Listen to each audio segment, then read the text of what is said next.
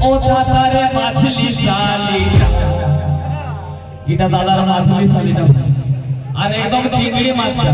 হাতে ধরে ঘুরাই দিলে দেখছো না কেমন ঘুরে ঘুরে ঘুরে যাচ্ছে। ও দাদারে মাছলি শালি কোমর হিলাই ঝাটকা দিছে মাছলি শালিটার পাওয়ার আছে একটু হাতে তালি হবে ও দাদারে মাছলি শালি দাদারে মাছলি শালি যে বড় দেখবে